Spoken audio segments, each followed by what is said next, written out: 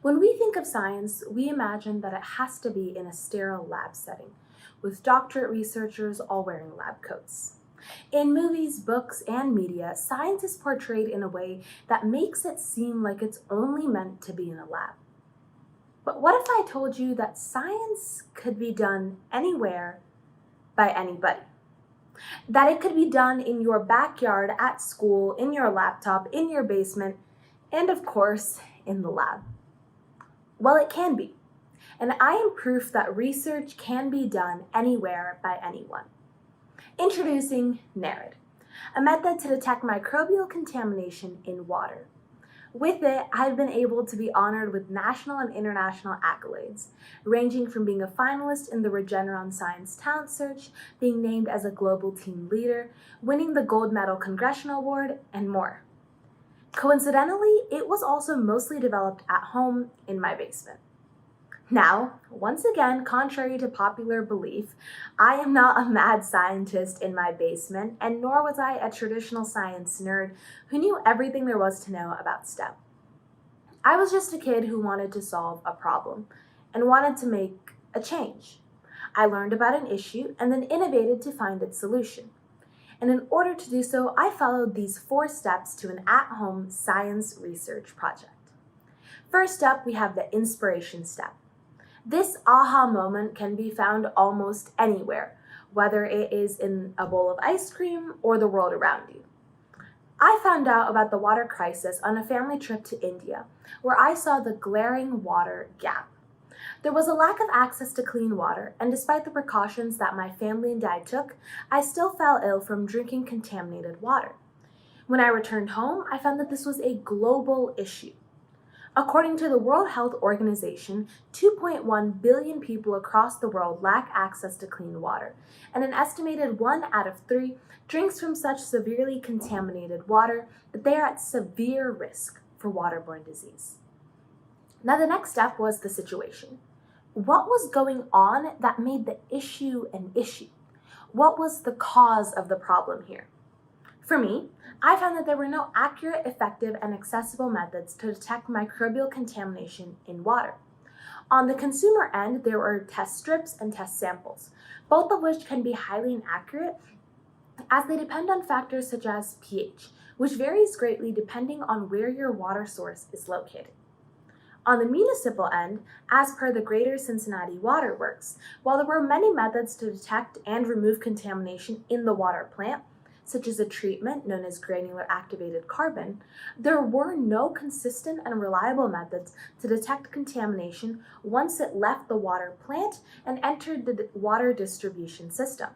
So there is a clear need for an accurate and effective water contamination detection solution. Next up was the solution. I had previous experience in AI when I developed simple cat-dog classifiers for a personal passion project. Basically, this AI was able to analyze images of animals and classify them as a cat or a dog. But I wondered if I could take this basic skill and knowledge and apply it to the water crisis. And this right here is also a key part of innovation. We each have our various skills to solve problems, but how do we adapt and apply those skills to solve different problems? I wondered if I could create an AI process that's able to analyze microscopic images of water to detect any possible contamination.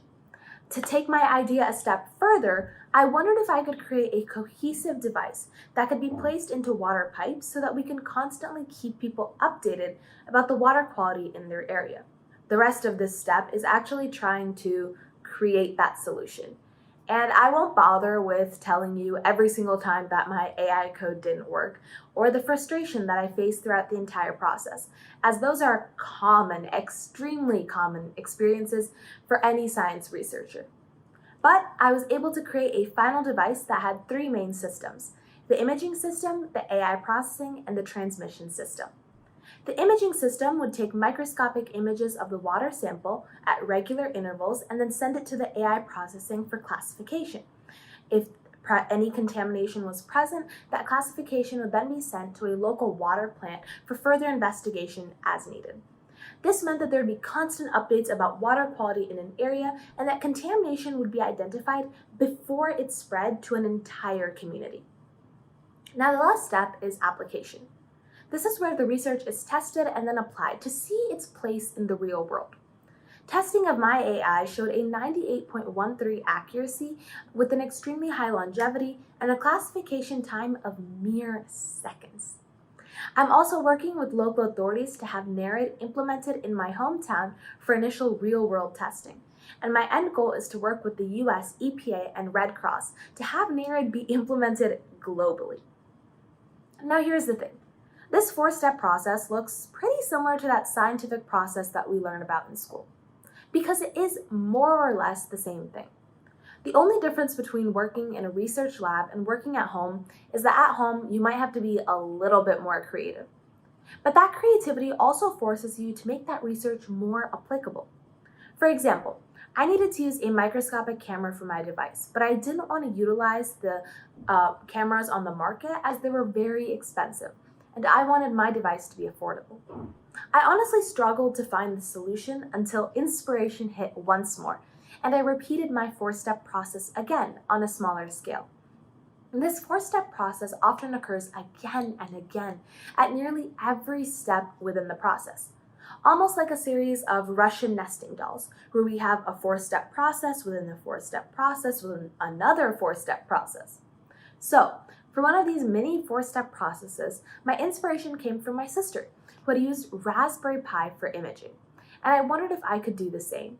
Raspberry Pis are these mini computers that have cost-effective cameras, but they don't have microscopic cameras. But after seeing my dad change the lenses on his camera, I wondered if I could do the same. So I decided to use a 40 magnification microscopic lens and a 10 magnification optical lens alongside my Raspberry Pi camera to see if I could create my own DIY microscopic camera. And I was able to do it. And after fiddling with this configuration for a few weeks, I was even able to take my first sharp image of a microbial contamination sample. I would later integrate this system into the rest of my device so that it could directly be placed into water systems to allow people to be constantly updated about the water quality in their area. And if I'm being honest, if I had had access to a microscopic camera, would I have thought of this solution? Probably not. But because I didn't have it, I had to make it. Because necessity is the mother of invention. I put myself into an environment that forced me to think of unique solutions, and I was able to prove to myself that yes, science can be done anywhere by anyone. So get creative. Overrun a spare room in your house with scientific equipment.